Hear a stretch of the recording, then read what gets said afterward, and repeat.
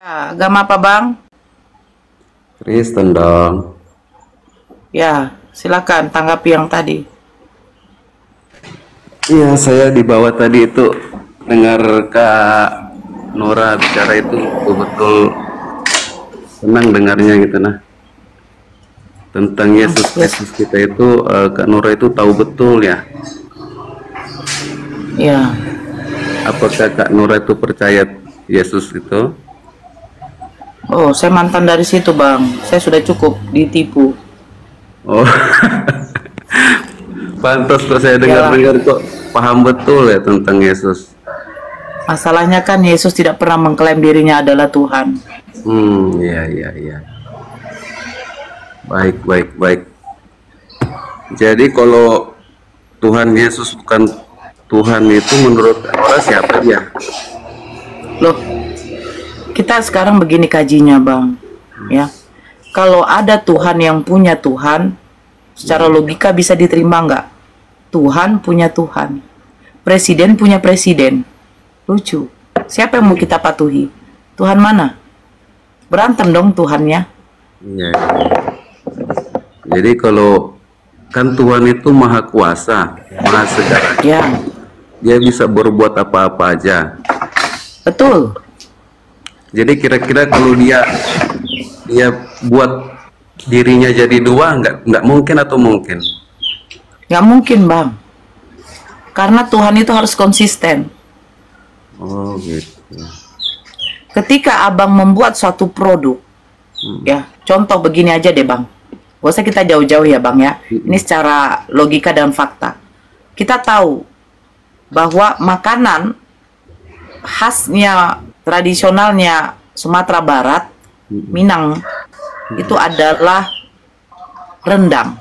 Bisa nggak kita mengatakan rendang itu dari Medan?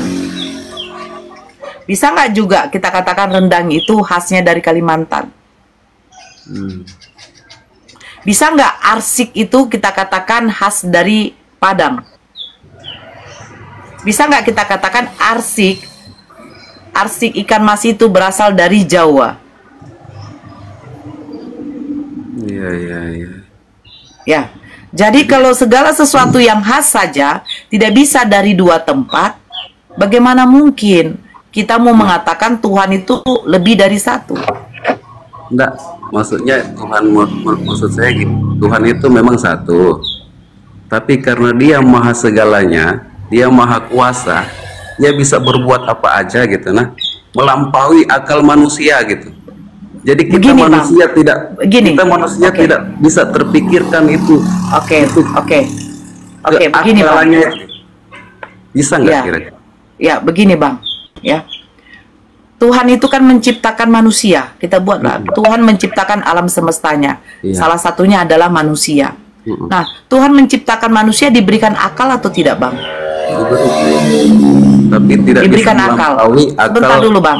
Ya, sebentar dulu, Bang. Ya, ya, Nah, ya. kita ini kan secara logika dulu nih, Iya, Bang. iya, iya, iya. Kita diberikan akal. Kita diberikan pikiran. Nah, tapi Tuhan tahu bahwa akal manusia ini terbatas juga. Tidak bisa melampaui. Iya. Nah, sekarang kita tahu Tuhan ini memiliki sifat salah satunya maha mengetahui. Iya. Nah, ketika Tuhan memiliki sifat maha mengetahui, apakah Tuhan punya akal? Iya, iya, iya. Nah, kalau Tuhan menciptakan manusia memiliki akal dengan keterbatasan, berarti Tuhan begini, Bang. Berarti Tuhan itu harus membuat konsep dirinya itu yang bisa diterima oleh akal manusia. Iya. Contoh. Saya katakan tadi, rendang khasnya dari Sumatera Barat. Tidak bisa diklaim oleh orang Jawa.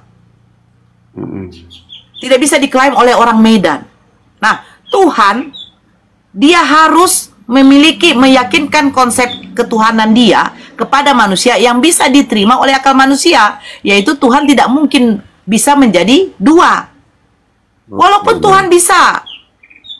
Tapi ketika Tuhan membuat dirinya menjadi dua, ini akan menjadi pikiran kita begini, Tuhan manakah yang patut harus kita sembah?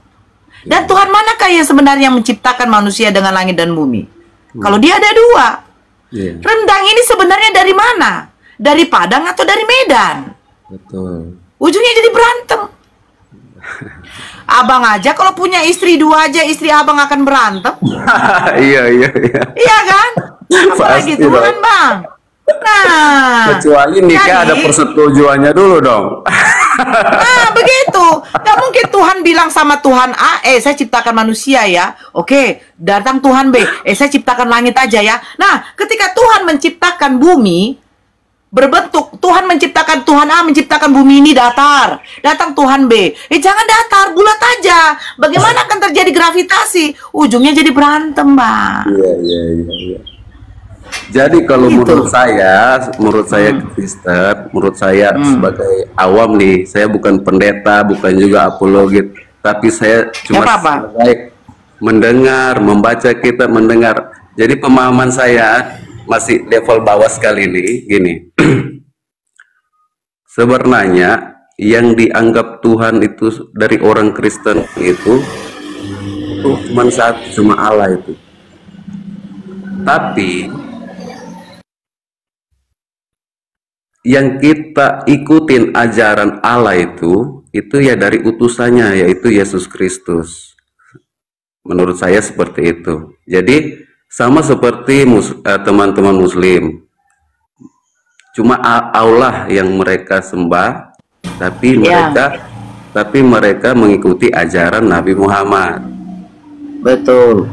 Nah, karena tidak seorang pun dapat pergi kepada Bapa di surga tanpa melalui Nabi Muhammad. Dan juga kita Kristen tidak bisa kita langsung menemui Allah itu, tidak bisa. Allah itu tidak kelihatan, Allah itu cahaya, Allah itu luar biasa, tidak bisa. Jadi lewat perantaraan Dia baru kita bisa, kan? Ya. ajaran Yesus Jadi Kristus. semua nabi, jadi gini, Bang. Jangankan pun Yesus, jangankan pun baginda Rasulullah Nabi Muhammad. Semua nabi itu hanyalah jalan. Semua nabi itu juru selamat. Ya, menyelamatkan umatnya untuk menuju kepada Tuhannya. Kan begitu. Tetapi sayangnya begini, Bang.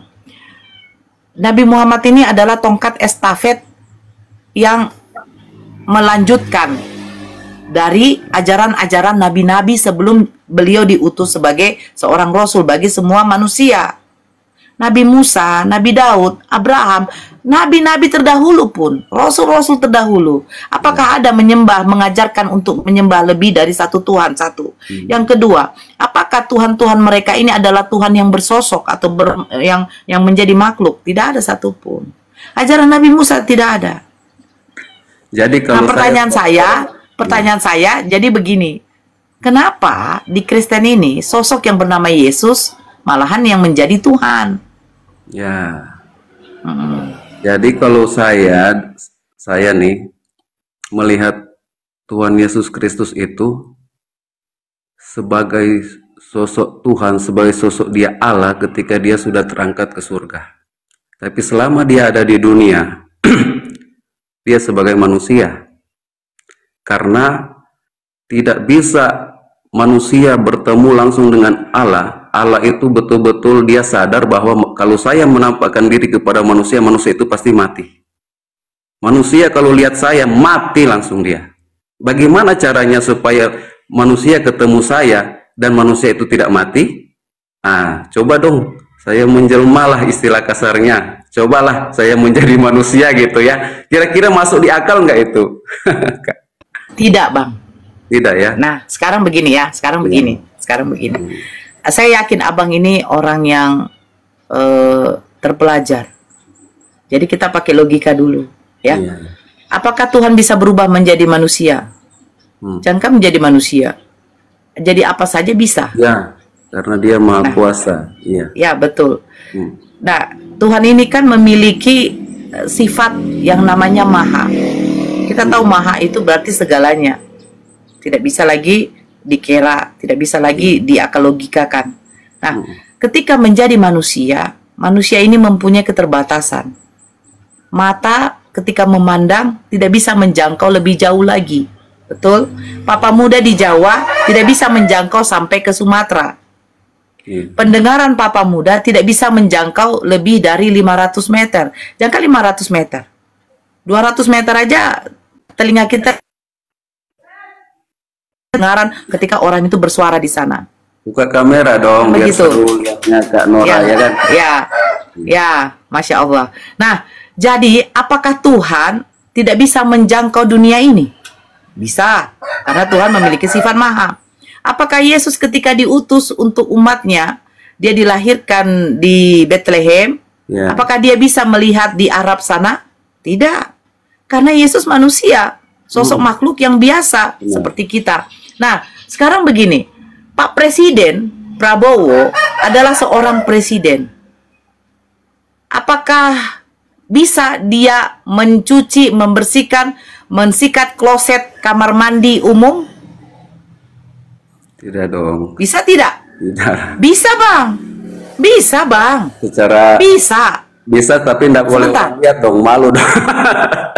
Nah, betul Papa Muda. Iya, Sekarang kan? begini, Pak Presiden Prabowo adalah seorang pemimpin negara. Iya.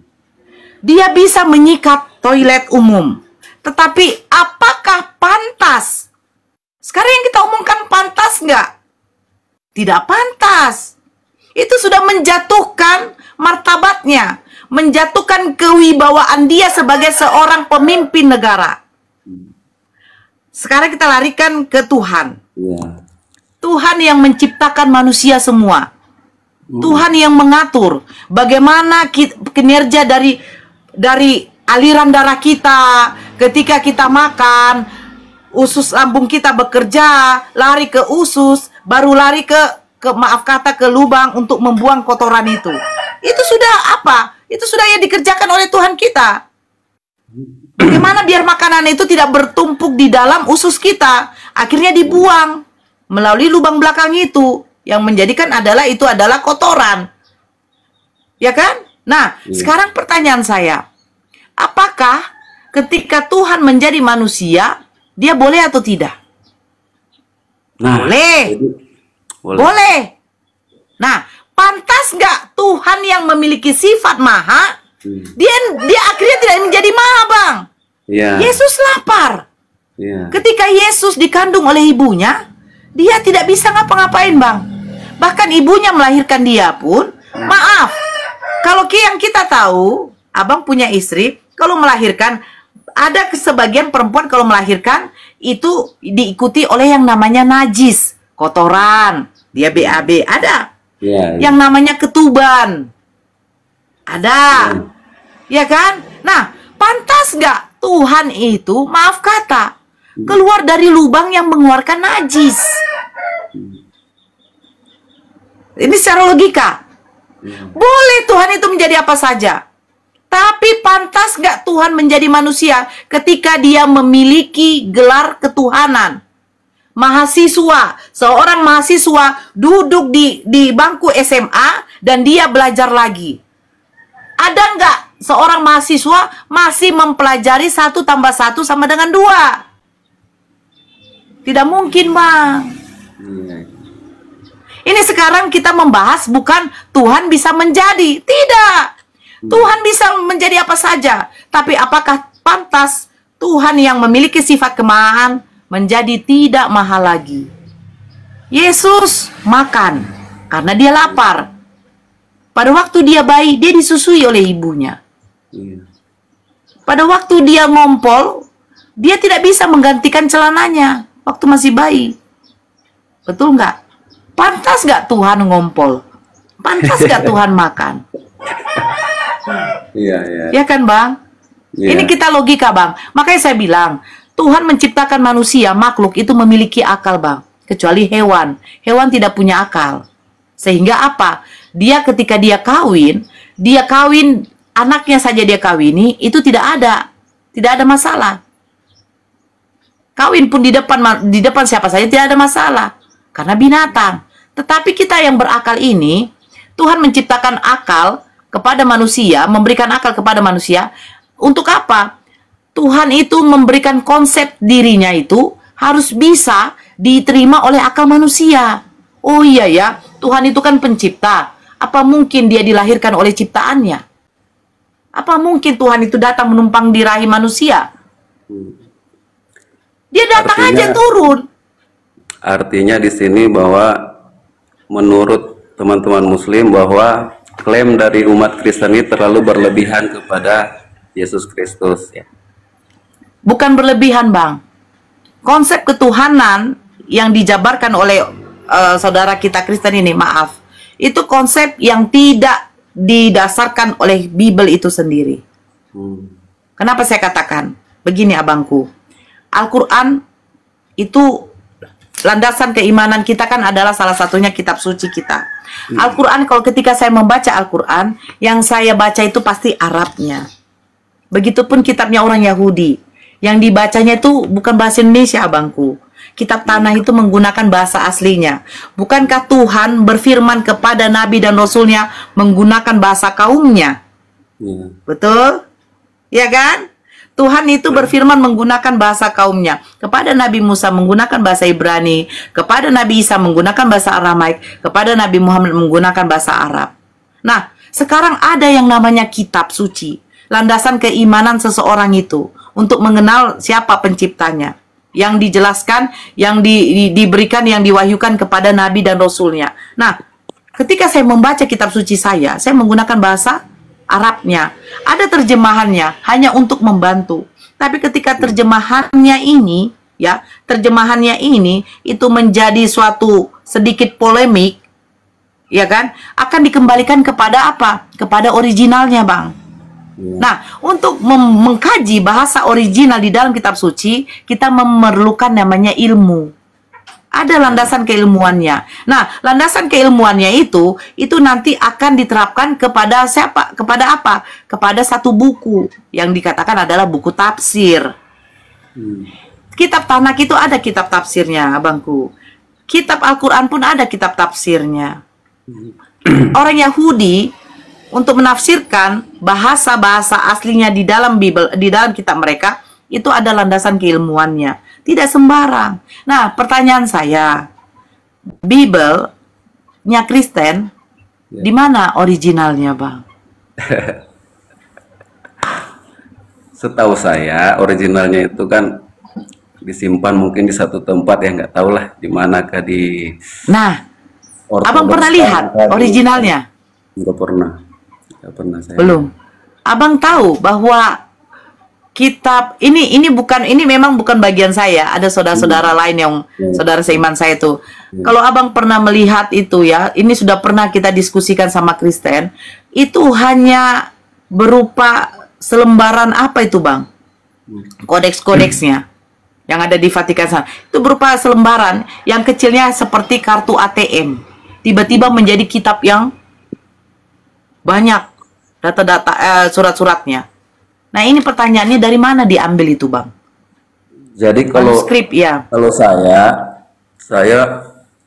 melihat Alkitab saya itu, saya melihat pandangan saya kepada Alkitab saya itu. Kenapa mereka buat itu jadi bahasa Indonesia? Ada yang bahasa Batak, ada yang bahasa macam-macam bahasa sesuai dengan kebutuhan kita. Itu mungkin untuk mempermudah kita, ya, untuk mempermudah kita dalam arti supaya lebih cepat memahami isi dalam Alkitab. Nah, betul kata Kanora tadi bahwa dalam mengartikan kata-kata dari original itu ke bahasa kita itu pasti ada sedikit yang tidak tepat gitu, karena mungkin pengaruh dari bahasa kita, ya, mungkin pengaruh dari tata bahasa kita. Jadi seperti kayak kalau bahasa Inggris dia ngomongnya apa, kita mengartikannya mungkin bisa jadi dua kata untuk bahasa Indonesia, ya. Cuma yang dipakai yang kata yang satu. Misalnya Kita buat satu contoh, Bangku. Kita buat satu contoh bahasa Inggris, butterfly. Butterfly artinya apa? Kupu-kupu. Coba kalau kita jarakkan, butterfly. Butter artinya apa? Butter artinya itu pembuat kue, apa itu? Ya, kayak mentega. Mentega, ya, butter. mentega. Fly itu apa? Terbang. Terbang. Apakah mentega terbang? Itu sudah. Makanya. Nah, kan gitu kan? Berarti kan ada ilmu, Bang. Ya iya, benar. Jadi salah satu, makanya saya ngomong tadi, bahwa originalnya, misalnya ngatakan itu apa namanya tadi, butterfly ya. Originalnya mengatakan itu butterfly, itu kupu-kupu. Begitu masuk ke Indonesia, diterjemahkan jadi bahasa Indonesia, itu dijadikan fly-nya aja, terbang. Jadi kupu-kupu itu dia kan terbang tuh. Betul. Jadi yang dipakai terbangnya doang gitu. Jadi hampir mendekati lah istilahnya. Nah, jadi karena dia kupu-kupu ini adalah hewan yang memang dia terbang, akhirnya dibuat jadi kayak butterfly, kan begitu. Nah, sekarang begini. Landasan dari Kristen yang mengatakan Yesus Tuhan di dalam Yohanes 13 nomor 13. Benar kau katakan aku guru dan Tuhan. Betul ya? Nah, sementara di situ originalnya itu adalah kurios. Yang kita tahu kurios itu artinya tuan. Tuan ya. Theos artinya Tuhan. Nah, betul. Pertanyaan saya, kenapa? Ini makanya saya bilang, kenapa Kristen ini atau LI ini tidak membuat seperti Al-Quran yang di sampingnya originalnya, di sebelahnya adalah terjemahan. Jadi ketika di sana dikatakan, benar kau mengatakan aku guru dan Tuhan, tapi kalau kita melihat KJV, terjemahannya King James, ya kan, bahasa Inggrisnya, itu mengatakan teacher and Lord, not God. Nah, ini yang sekarang menjadi ambigu buat umat Kristen. Makanya saya katakan, LAI menyesatkan umat Kristen. Ya. Ayo, kita balikan ke original. Kita balikan ke original. Kita balikan ke original, itu kurios abangku. Bukan Theos. Pandangan saya waktu di saat Yesus ngomong seperti itu, di kejadian waktu itu, Yesus ngomong, ya benar katamu, saya adalah guru dan Tuhan. Kalau menurut saya, betul-betul Yesus menempatkan diri dia itu memang bukan Allah. Bukan Allah. Memang dia bilang dia itu berarti guru, kayak model Firaun. Tuhan untuk wilayah setempat. Ya, Tuhan itu atau kurios itu merujuk kepada orang yang kita ikutin ajarannya gitu nah. Ajaran dia yang kita ikutin, bukan dia Allah gitu. Menurut saya itu, waktu Yesus menyampaikan, ya benar katamu, akulah guru, akulah Tuhan, bahkan akulah Tuhan gitu, Tuhan bukanlah Tuhan, karena dia yang panutan, kita harus panuti dia gitu, ajaran dia, bukan dia ngaku dia adalah Tuhan itu sebagai Allah waktu itu, bukan sebagai pencipta ya? Iya, menurut saya sih, nggak tahu ya kalau menurut yang lain. Nggak apa-apa bang, nggak apa-apa bang, iya. Nah, kalau kita membaca di Celeber, kan ini kan Bible ini kan udah berapa kali direvisi, betul ya? Ya. Kalau di Celeber tahun 2011, di sini mengatakan, kamu menyebut aku guru dan junjungan. Ya. Memang demikian adanya, karena akulah guru dan junjungan. Nah, betul, berarti betul kataku tadi. Dia itu menempatkan diri dia itu sebagai junjungan kita. Bukan sebagai Allah. Iya, benar itu. Jadi sekarang kita balikan begini. Ya, nah, jadi begini aja. Jadi begini. Aku nih ya, seperti orang yang beragama itu kan tujuannya untuk apa sih janji dari beragama itu? Untuk mendapatkan kehidupan setelah kematian. Betul. Ya, setelah kita sama di dalam Yohanes 17 nomor 3. Ya, kita meninggal Yohanes 17 nomor 3. Ya. Agama mana yang mengajarkan itu? Ada di Muslim. Habis meninggal kita ke surga, ada yang ke neraka. Di Kristen ada juga. Mungkin di agama-agama lain ada juga, ada yang reinkarnasi ke apa itu. Tapi yang paling pokok ini dua kan, Muslim dengan Kristen yang agama besar di dunia ini. Masing-masing mengklaim bahwa kalau kamu ikut Muslim, kamu ikut ajaran Nabi Muhammad, kamu pasti masuk surga. Mm-mm. Dari Kristen juga demikian. Kalau kamu ikut ajaran Yesus Kristus, kamu akan masuk surga. Ya. Nah, sekarang dari saya pribadi, Oke. kenapa saya sampai sekarang masih Kristen? Ya. Karena ya, makanya saya senang sekali kalau dengar-dengar yang kayak gini tuh betul-betul biar maksudnya bisa nggak aku punya iman ini mau tergoyah gitu, nah mau tergoyah maksudnya bisa nggak gitu kan. Jadi semakin aku dengar-dengar yang kayak gini nih, jadi aku cuma ambil kesimpulan dua aja. Anggaplah kita ini anak-anak lah yang yang menjagokan Superman atau siapakah yang paling kita jagokan di film-film gitu kan. Sama kayak sekarang kita beragama, yang kita jagokan berarti kan hanya dua sosok nih, Nabi Muhammad dan Yesus Kristus. Nah, yang di pikiran aku sekarang ini bahwa kalau aku ikut ajaran Muslim, ikut ajaran Nabi Muhammad, ajarannya semua bagus, oke, boleh diterima lah ajarannya. Semua Nabi itu mengajarkan yang bagus. Tapi yang saya tahu nih, yang saya tahu ya, jangan ada yang tersinggung, nggak usah. Maksudnya yang saya tahu bahwa Nabi Muhammad itu kan meninggal dan sampai sekarang dia masih meninggal. Apakah betul dia masih meninggal atau dia mungkin ada cerita lain di kitab mana yang dia sudah ada di surga saat ini? Adakah benar dia saat ini ada meninggal atau ada di surga misalnya? Nah, sedangkan kitab kami mengajarkan bahwa Yesus Kristus yang kita sembah itu, dia itu pernah meninggal, tapi dia bangkit dari kematian, dan saat ini dia ada di surga, dan dia menyediakan tempat bagi umatnya. Jadi umatnya yang mau masuk surga, berarti kalau kita mengikuti ajaran Yesus Kristus, kita yakin bahwa kita akan ke surga. Karena apa? Orang yang kita percaya, orang yang kita sembah itu dia ada di surga.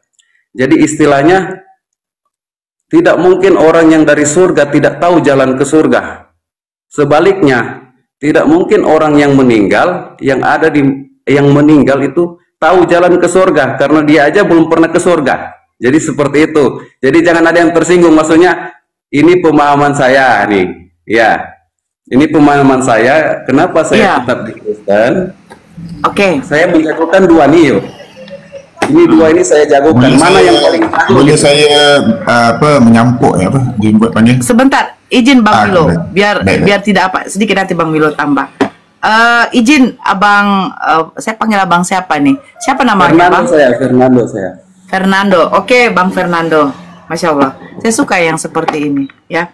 Yang mau belajar, saya juga kita sama-sama belajar. Saya juga dari keimanan Kristen. Bang jujur dan bijak orang Bang. Iya. Ya, saya dari keimanan Kristen. Alhamdulillahnya semua satu keluarga saya juga udah masuk Islam. Alhamdulillahnya itu. Jadi begini Bang, Allah menciptakan segala sesuatu di muka bumi ini. Alam semesta semua diciptakan oleh Allah, termaksud apa? Termasuk surga dengan neraka. Nah, tempatnya manusia kelak ini yang kekal adalah surga dengan neraka. Nah, sekarang surga neraka ini adalah pilihan jadi dari manusia itu sendiri. Kan begitu? Nah, saya katakan tadi awal Tuhan itu konsisten. Betul? Tuhan itu konsisten. Tuhan itu tidak pelin-pelan. Tidak A, baru berubah menjadi B, baru balik lagi ke A. Tidak. Ketika Tuhan menciptakan neraka dengan surga, itu Tuhan tahu, Allah tuh tahu, akan ada nanti yang menempati tempat ciptaannya ini. Berarti surga dan neraka ini karena ciptaan Allah itu adalah makhluk juga. Bagi kami segala sesuatu yang diciptakan oleh Allah itu adalah makhluk. Kan begitu. Nah, kalau dikatakan Nabi Muhammad ini sekarang berada di mana? Ya. Kalau yang Islam yakini tidak ada satupun manusia yang sudah berada di surga. Tidak ada Bang. Kalau ada seperti itu, bagaimana dengan nabi-nabi terdahulu? Bagaimana dengan rasul-rasul terdahulu? Bahkan kita tahu semua nabi itu adalah maksum yang dijaga oleh Allah dari berbuat perbuatan dosa. Betul tidak? Karena Nabi dan Rasul ini adalah orang pilihan yang dipilih oleh Allah untuk menyampaikan wahyunya. Untuk menyatakan kenabian kerasulan seseorang itu, Allah memberikan suatu tanda mukjizat. Betul tidak? Iya. Ya, Nabi Musa membelah lautan. Kita tahu semua itu. Nah, sekarang begini. Kalau baginda Rasulullah sudah ada di surga, bagaimana nabi-nabi terdahulu? Bahkan manusia pertama yang diciptakan oleh Allah adalah Adam. Nah, kan begitu. Nah, makanya saya katakan kalau di Islam, ketika manusia ini udah mati, rohnya ini akan dikumpulkan yang namanya alam barzah. Nah, di situ semua yang namanya makhluk yang namanya makhluk hidup akan dimatikan oleh Allah dan akan dibangkitkan lagi. Nah, di situ semua akan dikumpulkan, baru akan dipertanyakan semua, ditimbang semua amal ibadahnya. Nah, Yesus yang dituliskan di dalam Bible itu dikatakan disalibkan, mati, dikuburkan, turun dalam kerajaan maut, pada hari yang ketiga dia bangkit. Kita sekarang memakai logika, Bang. Oke, boleh? Oke. Boleh. Ya, sekarang begini. Tuhan pernah mengatakan begini. Inilah anak yang kukasihi. Kepadanya lah aku berkenan. Berarti Bapa menunjukkan kasihnya kepada Yesus. Karena apa? Yesus diutus. Di dalam Matius 15, Yesus mengatakan, aku diutus hanya untuk domba-domba yang hilang dari umat Israel. Dia mengklaim dirinya utusan. Nah, untuk apa Yesus? Ya, untuk apa Yesus diutus? Di dalam Yohanes 17 nomor 8 dia katakan, aku menerima firman dari Bapanya dan menyampaikan kepada umatnya, yaitu umat Israel. Betul? Ya. Berarti Yesus diutus untuk Bani Israel untuk menyampaikan firman-Nya. Firman-Nya, Tuhan-Nya. Betul. Nah, kita balik kepada konsep penyalipan. Ketika, kalau Abang baca baik-baik kitab Abang. Di dalam kitab Abang, ketika Yesus berdoa di Taman Getsemani, dia menyuruh 3 muridnya untuk berjaga-jaga.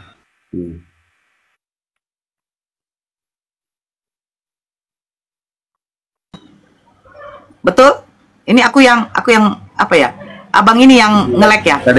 Pada waktu Yesus berdoa, pada waktu Yesus berdoa di Taman Getsemani, ya kan? Yesus menyuruh 3 muridnya berjaga-jaga. Betul kan? Yeah. Nah, ketika Yesus selesai berdoa, yang didapati Yesus muridnya lagi ngapain, Bang? Tidur. Tidur. Iya. Satu. Ini kita catat satu ya. Coba Abang ingat ya, catat. Yesus selesai berdoa, dia mendapati muridnya dalam keadaan tidur. Nah, akhirnya datanglah Yudas bersama-sama dengan tentara Romawi. Betul? Ya. Siapa yang bertanya kepada Yesus? Bukan Yudas, tetapi tentara Romawi. Pada waktu Yesus sudah berhadapan dengan Yudas dan tentara Romawi, Yesus maju selangkah. Dia bertanya, siapakah yang engkau cari itu? Betul? Apa jawab tentara Romawi? Yesus dari Nazaret. Akulah dia, kata Yesus. Tetapi apakah orang Romawi itu mengenal dia? Langsung menangkap dia? Tidak. Tidak. Yesus bertanya lagi yang kedua kali. Siapakah yang engkau cari itu? Yesus dari Nazaret, kata tentara Romawi. Akulah dia, katanya lagi. Pertanyaannya begini, Bang. Kenapa Yudas yang sudah berapa tahun bersama-sama dengan Yesus tidak langsung menunjukkan kepada tentara Romawi itu bahwa itulah Yesus? Kenapa Yesus sampai bertanya 2 kali? Ini kita cerita nih ya. Saya dengan Papa Muda, dengan Bang Fernando, berkawan lama, sudah 3 tahun lebih. Ya kan? Yesus kan mencari murid-muridnya, bersama murid-muridnya kan selama 3 tahun. 3 tahun lebih. Ya kan? Nah, apakah mungkin ketika saya bertemu dengan Abang, saya tidak mengenal Abang? Ya. Pasti kenal dong. Nah, kenapa sampai 2 kali Yesus bertanya, Nah, saya balikkan lagi ke Al-Quran. Jadi maksudnya Saya balikkan gini, ke Al-Quran. maksudnya dari cerita ini apa gitu? Apa gitu? Oke, makanya saya balikkan ke Al-Quran sebentar. Iya. Sebentar ya, Bang. Iya. Apakah maksudnya itu waktu itu bukan Yesus? Nah, ini saya balikkan ke Al-Quran sebentar ya. Iya. Biar kita enak. Nah, ini ya. Saya baca di dalam surat An-Nisa. Surat An-Nisa ayat 157. Dan kami hukum juga karena ucapan mereka. Sesungguhnya, ucapan mereka ini ucapan siapa? Ucapan orang-orang Yahudi pada waktu itu. Sesungguhnya kami telah membunuh Al-Masih, Isa putra Maryam, Rasul Allah. Orang Bani Israel saja mengakui bahwa Nabi Isa ini hanyalah seorang Rasul. Nah, dan kami Memang hukum Israel juga tidak karena ngakuin ucapan dia. mereka. Ya, Orang Israel tidak ngakuin dia. ya, Itulah tidak mengaku kepentingannya sebagai orang Tuhan. Israel. Tidak mengaku sebagai Tuhan. Nah, Dia kan sesungguhnya kepala kami batu. telah membunuh Al-Masih, Isa putra Maryam, Rasul Allah. Padahal, ini firman Allah ya, padahal mereka tidak membunuhnya dan tidak pula, sebentar, motor lewat, dan tidak pula menyalibnya, tetapi yang mereka bunuh adalah orang yang diserupakan dengan Isa. Sesungguhnya mereka yang berselisih pendapat tentang pembunuhan Isa selalu dalam keraguan-raguan tentang yang dibunuh itu. Mereka benar-benar tidak tahu siapa sebenarnya yang dibunuh itu, melainkan mengikuti persangkaan belaka jika mereka tidak yakin telah membunuhnya. Ini saya kenapa saya kaji ini, Bang? Karena saya cuma berpikir begini. Yesus setelah berdoa dari Taman Getsemani, dia mendapati 3 muridnya dalam keadaan tidur. Terus yang kedua, kenapa Yesus harus bertanya 2 kali kepada tentara Romawi, sementara Yudas ada di samping tentara Romawi? Hei, ini Yesus, tangkap dia. Secara logika. Nah, bukankah Tuhan itu bisa melakukan apa saja? Bukankah Tuhan itu bisa memperdaya mereka? Betul kan? Tuhan maha segalanya. Nah, ketika Tuhan mengatakan inilah anak yang kukasihi, kepadanya laku berkenan, apakah mungkin ketika Bapaknya Yesus mengatakan seperti itu kepada orang-orang di situ bahwa Yesus itu adalah Rasul yang dikasihinya, tapi dibuatnya mati secara mengenaskan, abangku? Betul. Bukankah nabi-nabi ini dimuliakan oleh Tuhan? Makanya Jadi, Islam memuliakan Nabi Isa. Kenapa? Maaf, kenapa Kristen begitu bangganya ada yang namanya penyalipan? Kita tahu sistem hukum orang Romawi, penyalipan itu adalah hukuman hina, hukuman yang sangat keji. Tapi kenapa Nabi yang begitu mulia ini, yang kalian jadikan Tuhan ini, harus menerima hukuman hina? Terus kalian katakan, itulah Tuhan kami karena sayangnya. Bullshit. Karena yang kita tahu, Tuhan memiliki salah satu sifat, maha mengampuni. Bukankah Jadi Yesus kalau mengatakan kepada orang-orang di situ, Bang? Izin. Ya Bapa, ampunilah mereka, sebab mereka tidak tahu apa yang mereka perbuat. Ya. Yesus saja meminta kepada Bapaknya untuk mengampuni mereka. Bahkan dalam doa Bapa kami, sebab ampunilah kami karena kami, ampunilah kami karena kami, maka ampunilah kami. Kerajaanmu jadilah kehendakmu di bumi seperti surga, jadilah kehendakmu. Berikanlah kami Maka pada hari ini. ampunilah kami karena kami telah mengampuni orang yang bersalah kepada kami. Ya. Yesus meminta Tuhannya untuk mengampuni manusia. Oke. Apa mungkin Tuhan datang untuk menyelamatkan manusia dari dosa? Dia tumbalkan manusia ini yang betul-betul suci, yang dilahirkan dari perawan suci. Ya. Betul nggak? Silakan. Jadi kalau saya menanggapi cerita ini, proses cerita ini luar biasa ya. Kisah ini luar biasa sekali ya. Kisah ini luar biasa sekali, yang sudah pernah terjadi di dunia ini luar biasa sekali. Saya juga merenung-renungkan itu. Nah, jadi kesimpulan saya, kenapa itu Yesus Kristus itu mengalami proses seperti itu salah satunya itu karena memang orang-orang Israel ini mereka itu keras kepalanya, kepala batunya luar biasa. Tegar, benar sekali, luar biasa ini kan orang ya, tegar tengkuk. Saking tegar tengkuknya itu mereka itu Tuhan Yesus sudah memberikan macam-macam pun mereka tetap nggak percaya. Segala mujizat pun Tuhan Yesus sudah berikan, mereka pun masih tetap tidak percaya. Jadi makanya sampai Tuhan sudah mau meninggalkan, dia bilang apa tadi? Ampunilah mereka karena mereka tidak tahu apa yang mereka perbuat. Nah, jadi kalau saya menanggapi Kak Nora tadi ngomong, kenapa itu Allah yang Maha Kuasa itu tidak menolong Yesus Kristus di saat datang itu para tentara? Jadi sebenarnya bisa saja itu dia tolong karena dia Maha Kuasa, tapi kenapa tidak ditolong? Karena itu memang adalah proses. Memang itu adalah proses, sehingga kenapa Yesus waktu dia sudah mau meninggal, dia sudah mau mati, dia ngomong satu kata, sudah selesai. Jadi prosesnya udah selesai, udah memang segitu prosesnya. Padahal kalau Tuhan bilang kalau dia suka mau melarikan diri loh, bisa. Orang dia yang menciptakan ini manusia, kok mana manusia membunuh saya? Tapi karena itu adalah proses yang dia harus, yang